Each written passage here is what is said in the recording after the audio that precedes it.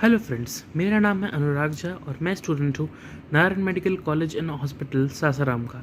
आज का हमारा टॉपिक है पोलियो। पोलियो में सबसे पहले हम लोग एपिडेमियोलॉजी देखेंगे। इसमें सबसे पहले एजेंट फैक्टर्स में एजेंट देखेंगे। तो एजेंट पोलियो वायरस होता है। इसके 3 सीरोटाइप्स होते हैं, टाइप 1, टाइप 2, टाइप 3। पर जो टाइप 1 होता है वो मोस्ट कॉमन होता है क्योंकि सबसे ज़्यादा आउटब्रेक कराता है। इसके एसोसिएटेड हम लोग 2-3 टर्म देखते हैं। सबसे पहला है VAPP। VAPP मतलब वैक्सीन एसोसिएटेड पैरालिटिक पोलियो। ये सीरोटाइप 2 और 3 ही कराता है, 1 नहीं कराता है मेनली। ये होता क्या है कि जब भी हम लोग कोई वैक्सीन एडमिनिस्ट्रेशन करते हैं किसी बॉडी में, तो वैक्सीन के कारण कुछ केसेस में पैरालिटिक पोलियो हो जाती है। तो इनको हम कहते हैं वैक्सीन एसोसिएटेड पैरालिटिक पोलियो। जो वायरस है वो वाटर में 4 महीने के लिए और फीसेस में 6 महीने तक जिंदा रह सकते हैं। पर अगर हम लोग को वायरस को ख़त्म करना है तो पास्चराइजेशन, फिजिकल और केमिकल एजेंट्स से ट्रीटमेंट करते हैं तो ये वायरस इनएक्टिव हो जाता है। इसका रिजर्वायर इसका अकेला रिजर्वायर है। इसमें कोई क्रोनिक केसेस नहीं होते हैं और जो सारे इन्फेक्शन हैं मोस्टली वो सब क्लिनिकल या माइल्ड केसेस होते हैं। इसमें source of infection faeces and oropharyngeal secretions होते हैं इन्फेक्टेड पर्सनस के। इंक्यूबेशन पीरियड 7 से 14 दिन। कम्युनिकेबिलिटी 7 से 10 दिन before and after the onset of symptoms. Host factor क्या क्या है? Age usually 6 months to 3 years में होता है। Sex male is to female का रेशियो 3:1 है। ये यूजुअली इसलिए ही होता है क्योंकि जो मेल बच्चे होते हैं वो ज़्यादातर बाहर खेलते हैं इन कंपेरिजन टू फीमेल, तो इनको ये ज़्यादा इन्फेक्ट कर देते हैं। रिस्क फैक्टर में ट्रॉमा, टॉन्सिलेक्टोमी, इलम कंटेनिंग DPT। इम्यूनिटी क्या होता है कि मैटरनल एंटीबॉडी जो है वो पहले 6 महीने में डिसअपेयर कर देते हैं और इसमें कोई भी क्रॉस इम्यूनिटी नहीं होती है। क्रॉस इम्यूनिटी होती है कि मतलब कि अगर किसी एक स्ट्रेन के खिलाफ इम्यूनिटी हुई तो ये श्योरिटी नहीं है कि आपको दूसरे स्ट्रेन से बीमारी नहीं हो सकती। इसको क्रॉस इम्यूनिटी कहते हैं और ये क्रॉस इम्यूनिटी इसमें एब्सेंट रहती है। इन्वायरमेंटल फैक्टर्स की बात करें तो ये मोस्टली ड्यूरिंग रेनी सीजन होती है, यानी महीना होता है आपका जून से नवंबर का। 60% केसेस पाए जाते हैं। ओवर क्राउडिंग और पुअर सैनिटाइजेशन मेजर फैक्टर हैं जो कि इसको इफेक्ट करते हैं। अब हम लोग देखते हैं spread of polio in a community. होता क्या है कि कोई भी अगर चाइल्ड इन्फेक्टेड है पोलियो वायरस से और वो स्टूल पास कर रहा है, आफ्टर पासिंग द स्टूल अगर उसने अपने हैंड्स को वॉश नहीं किया प्रॉपर्ली और उसके हैंड्स डर्टी हुए और उसने आसपास के खाने को कंटेमिनेट कर दिया, तो अब जब भी कोई दूसरा बच्चा वो खाना को खाएगा तो वो polio virus through the faeco oral route दूसरे बच्चे में भी पहुँच जाएगा। अब आते हैं सर क्लिनिकल स्पेक्ट्रम पे। क्लिनिकल स्पेक्ट्रम के इसका आउटकम हो सकता है 85% केसेस में तो ये एसिम्प्टोमेटिक रहता है। 10% केसेस में सिम्टम्स तो लेते हैं पर इसमें पैरालिसिस नहीं होता और 5% बेचारे लोगों में पैरालिसिस भी देखा जाता है। अब ये पैरालिसिस कौन से सेल को इफेक्ट करता है ये हम लोग देखते हैं 5% केसेस में। तो मैक्सिमम 85 to 90% केसेस में ये स्पाइनल सेल्स को इफेक्ट करता है। 10 to 15% में ये बल्बो स्पाइनल सेल्स को इफेक्ट करता है। 1% में बल्बर को, और इंसेफेलाइटिस तो बहुत ही रेयर है। इसमें 4 स्टेजेस होती हैं। सबसे पहले इनएपरेंट इन्फेक्शन, दूसरा होता है एबॉर्टिव पोलियो, तीसरा होता है नॉन पैरालिटिक और चौथा होता है पैरालिटिक। हम लोग धीरे धीरे सबकी बात करेंगे। सबसे पहले आता है इनएपरेंट इन्फेक्शन। ये 91 to 96% केसेस में होता है। इसमें कोई भी सिम्टम्स प्रेजेंट नहीं रहते हैं और रिकॉग्निशन इसका तभी हो सकता है जब हम वायरस को या तो आइसोलेट कर दें या एंटीबॉडी टाइटर जो है वो राइज करें। दूसरा आता है एबॉर्टिव पोलियो। ये 4 से 8% केसेस में होता है। ये माइल्ड होता है केस, ये खुद ही सेल्फ लिमिटिंग होता है। इसका भी रिकॉग्निशन हम लोग वैसे ही करते हैं वायरस का आइसोलेशन करके या एंटीबायोटिक टाइटर नाप के। फिर आते हैं हम लोग नॉन पैरालिटिक पोलियो में। ये अप्रॉक्स 1% रहता है। इसका रिकवरी बहुत ही ज़्यादा रैपिड होता है। ये सिर्फ 2 से 10 दिनों के लिए रहता है और इसका जो सिम्टम्स हैं वो सेम है जैसे एसेप्टिक मेनिंजाइटिस में होता है। कौन कौन से सिम्टम्स? जैसे स्टिफनेस और पेन नेक और बैक में, जैसे वहाँ पे नेक रिजिडिटी वगैरह प्रेजेंट रहता है वैसे इसमें भी सेम रहता है। फिर आते हैं हम लोग लास्ट पैरालिटिक पोलियो में। ये लेस देन 1% केसेस में होता है। इसमें प्रीडोमिनेंट साइन क्या होता है कि एसिमेट्रिकल फ्लैसिड पैरालिसिस होता है। जब भी आपको फीवर होगा तो ये सजेस्टिव है पोलियो का, ठीक है। इसका एसोसिएटेड सिम्टम होगा malaise, nausea, vomiting, constipation, sore throat and headache.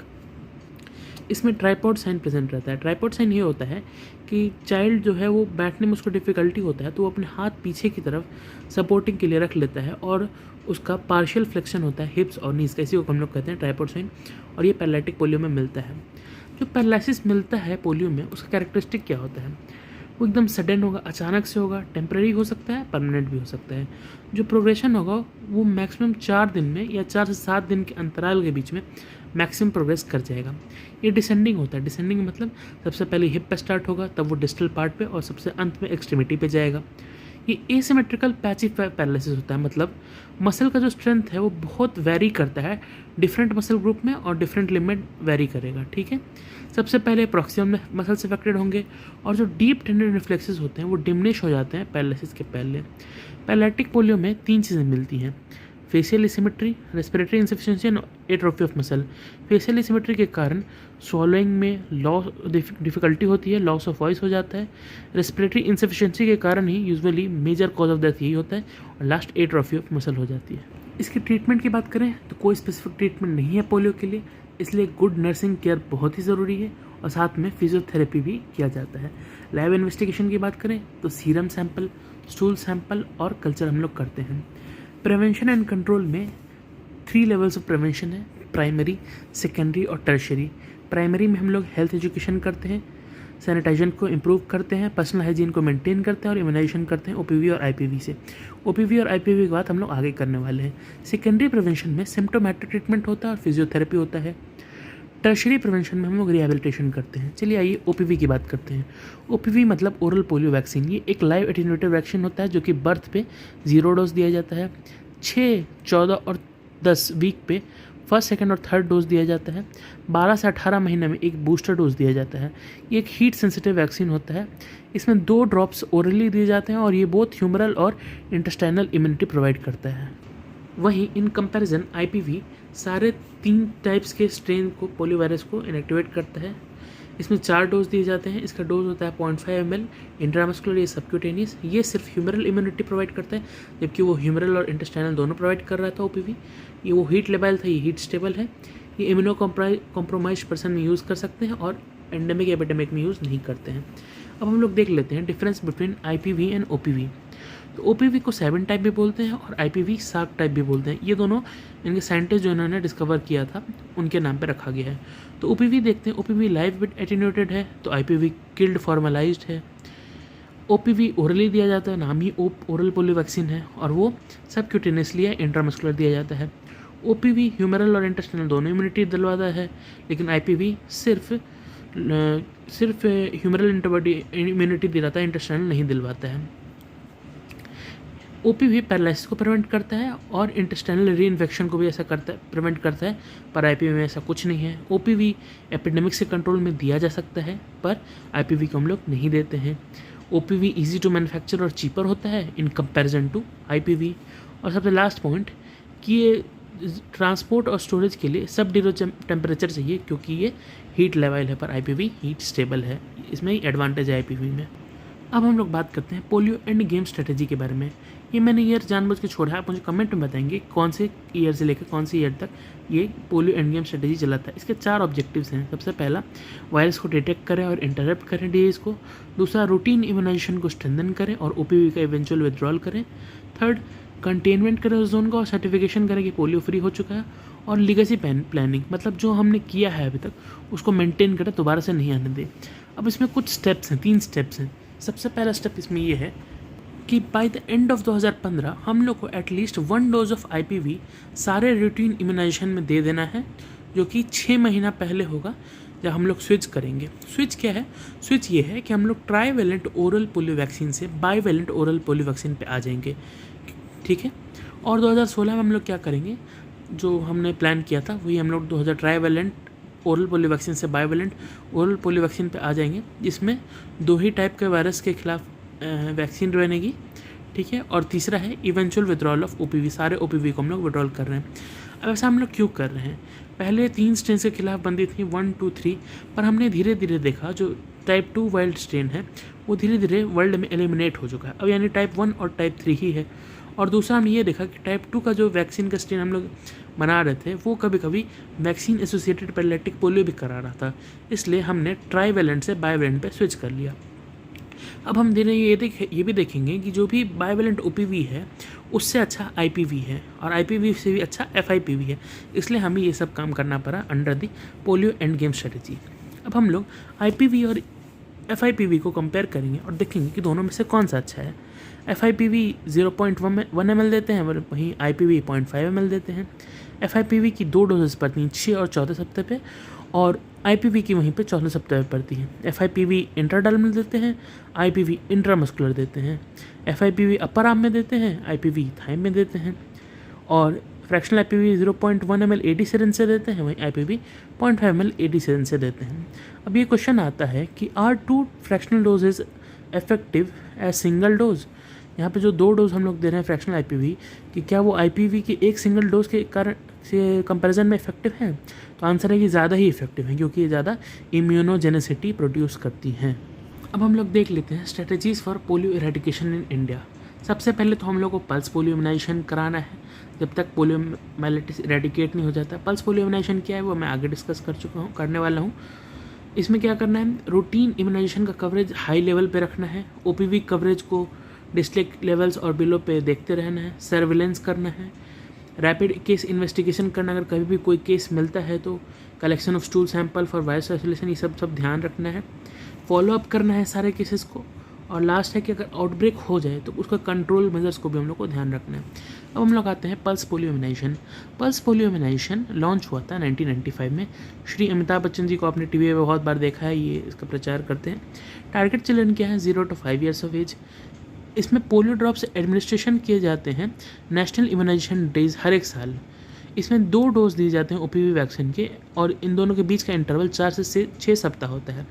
और नेशनल इम्यूनाइजेशन डेज जो कि नवंबर से फरवरी तक चलता है, उसके बीच में दिया जाता है।